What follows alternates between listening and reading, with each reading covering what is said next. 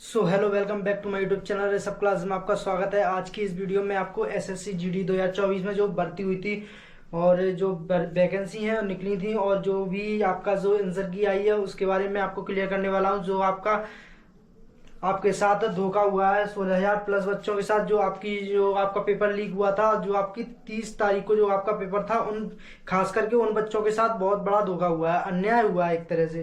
ठीक है, तो मैं इसमें इस वीडियो के माध्यम से आपको क्लियर करने वाला हूँ। सो वीडियो आपको अच्छी लगे तो वीडियो को लाइक शेयर एंड चैनल को सब्सक्राइब कर लें, जिससे फ्यूचर में आने वाला कोई भी अपडेट आपसे छूटे ना, आपको सबसे पहले मिलता रहे।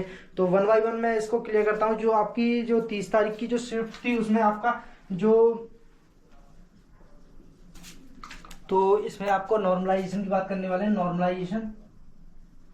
नॉर्मलाइजेशन ठीक है ना। जो आपका नॉर्मलाइजेशन होता है वो किसी शिफ्ट में आपको 30 नंबर दिया जा रहा है और किसी शिफ्ट में आपको 0 नंबर दिया जा रहा है। ये आपका जो नॉर्मलाइजेशन होता है वो आपका पेपर पर डिपेंड करता है कि पेपर इजी है या हार्ड है। तो इसमें जो आपका ऐसा कुछ नहीं है। तो मैं आपको बता दूं, जो आपका पेपर का लेवल है,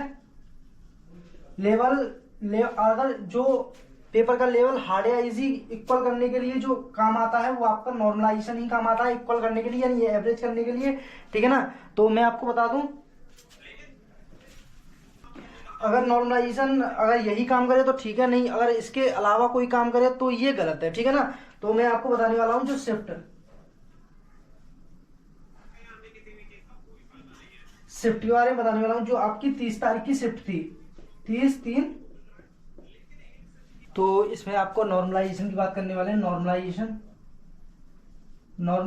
ठीक है ना। जो आपका नॉर्मलाइजेशन होता है वो किसी शिफ्ट में आपको 30 नंबर दिया जा रहा है और किसी शिफ्ट में आपको 0 नंबर दिया जा रहा है। ये आपका जो नॉर्मलाइजेशन होता है वो आपका पेपर पर डिपेंड करता है कि पेपर इजी है या हार्ड है। तो इसमें जो आपका ऐसा कुछ नहीं है। तो मैं आपको बता दूं, जो आपका पेपर का लेवल है, अगर जो पेपर का लेवल हार्ड या इजी इक्वल करने के लिए जो काम आता है वो आपका नॉर्मलाइजेशन ही काम आता है, इक्वल करने के लिए यानी एवरेज करने के लिए। ठीक है ना। तो मैं आपको बता दूं,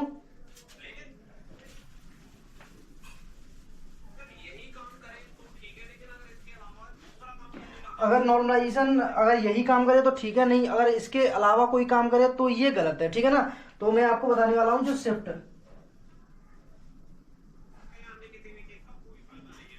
के बारे में बताने वाला हूँ। जो आपकी 30 तारीख की शिफ्ट थी, 30/3, 30 तारीख वाली जो शिफ्ट थी आपकी, इसमें आपको कोई भी नॉर्मलाइजेशन नहीं मिल रहा है, क्योंकि ये लोग जो एसएससी वाले समझ रहे हैं इसका पेपर का जो लेवल है वो बहुत ही इजी है, तो इसलिए इसमें आपको कोई नॉर्मलाइजेशन नहीं दिया जा रहा है। और इसमें जो आपका जो देखें, इसमें जो कैंडिडेट बैठे थे अपियर हुए थे वो 16,000 प्लस कैंडिडेट अपियर हुए थे। 16,000 प्लस कैंडिडेट 30 तारीख के, क्योंकि ये री एग्जाम हुआ था। ये वाला जो एग्जाम था वो टेक्निकल इशू की वजह से आपका कैंसिल कर दिया गया। आपकी 16,000 प्लस कैंडिडेट की जो जिंदगी है वो ना तो इधर के हैं ना उधर के हैं। ठीक है ना। ना इधर के रहे ना उधर के रहे, वो बीच में है। ठीक है ना। और जबरदस्ती बच्चियों को घसीटा जा रहा है, जबकि कंपटीशन से बाहर किया जा रहा है। इनमें जो 30 तारीख की शिफ्ट के सारे बच्चों के साथ ऐसा ही हो रहा है। ठीक है ना। आपकी जो एसएससी जीडी की भर्ती होती है उसमें आपकी लैंड पुलिंग होती है। इसमें आपका जो होता है ना वो एक दूसरे को सपोर्ट नहीं करते हैं। इसमें वो अपना फायदा देखते हैं इसमें। ठीक है ना। अपना फायदा देखते हैं, खुद का फायदा होना चाहिए। हुआ है री एग्जाम, वो हुआ है 30/3/2024 को, और जाहिर सी बात है इसी शिफ्ट को आपकी बहुत इजी मान लिया है ना। तो इसमें जो आपका सभी का एवरेज स्कोर रहा है वो 116 रहा है, तो इसी शिफ्ट को जो है आपकी को इजी मान लिया है। तो इसमें आपको जो नॉर्मलाइजेशन है ये नहीं दिया है, तो ऐसा इन्होंने गलत किया है। अब एक बात समझो यहाँ से कि जो आपका री एग्जाम हुआ है, ये आपका जो री एग्जाम हुआ था, इसमें आपकी बच्चों की, इसमें कैंडिडेट जो अपियर हुए थे उनकी तो कोई गलती नहीं है। जो इसमें गलती है वो उनकी एसएससी वालों की गलती है कि आपका जो टेक्निकल सिस्टम या कुछ भी सिस्टम था वो खराब था या कुछ भी हो किसी वजह से। तो इसमें जो एसएससी वालों की ही गलती है। ठीक है ना। और यहाँ पे जो आपका री एग्जाम हुआ था वहां पे आपके सेंट्रल रीजन के ज्यादा बच्चे थे, सेंट्रल रीजन के, और कुछ बच्चे नॉर्थ रीजन के भी थे, कुछ बच्चे थे, और सेंट्रल रीजन के सबसे ज्यादा बच्चे थे। ठीक है ना। तो यहाँ पे जो सेंट्रल रीजन में होती है वो आपकी कट ऑफ जो है वो बहुत ही जाती है, तो इसलिए और इन सिटियों में आप ले लो, दिल्ली ले लो, हरियाणा ले लो, यूपी, उत्तर प्रदेश ले लो, ऐसे तो इनकी जो वो है ना, इनका एवरेज स्कोर ज़्यादा होता है। जो एसएससी जीडी का एग्जाम स्टार्ट था वो आपका 20 फरवरी से स्टार्ट था। तो यहाँ पे आपका जो एग्जाम था वो 20 फरवरी से स्टार्ट था। तो यहाँ पे आपका नॉर्थ रीजन, तो नॉर्थ रीजन में आपकी जो वो है, जो एवरेज स्कोर है वो 120 और 60 है।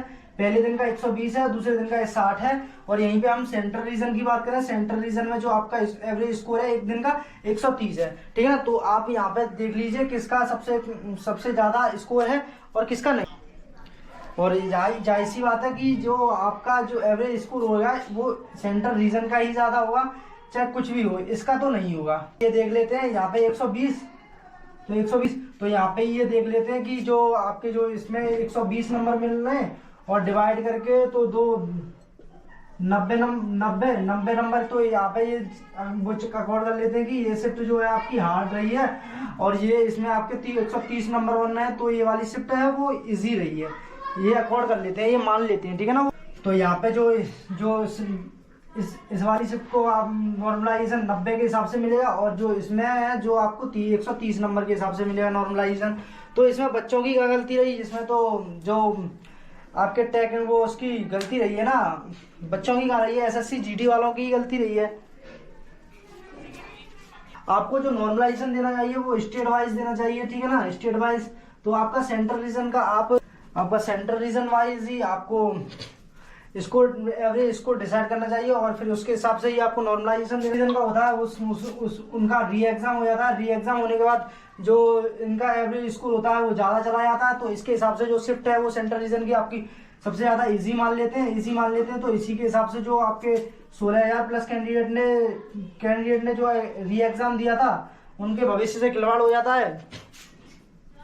तो मैं आपको बता दूं जो 16,000 प्लस कैंडिडेट है ना, उनमें से 50 बच्चे भी मुश्किल ही सिलेक्ट होने वाले हैं, ठीक है ना। 50 बच्चे ही सिलेक्ट नहीं होने वाले हैं, मेरे हिसाब से तो नहीं होने वाले हैं, ठीक है ना। तो मैं आपको बताऊं जो आपको इनको नॉर्मलाइजेशन देना चाहिए, जैसे मैं आपको बता दूं,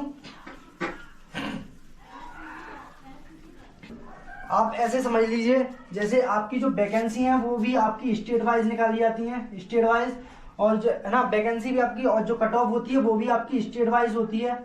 तो आपकी जो नॉर्मलाइजेशन होना चाहिए ना वो भी आपका स्टेट वाइज ही होना चाहिए, तो ठीक है ना।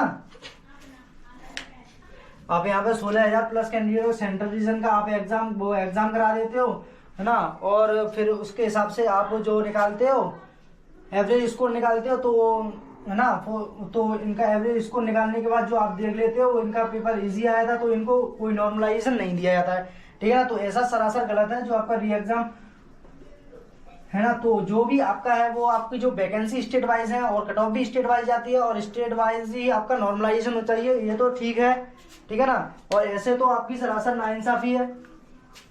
आई होप आपको वीडियो क्लियर हो गई। वीडियो को लाइक शेयर एंड चैनल को सब्सक्राइब करना, जिससे फ्यूचर में आने वाला कोई भी अपडेट आपसे छूटे ना, आपको सबसे पहला मिलता रहे। तो चलो चलते हैं, till then bye bye, have a nice day, thanks for watching this video.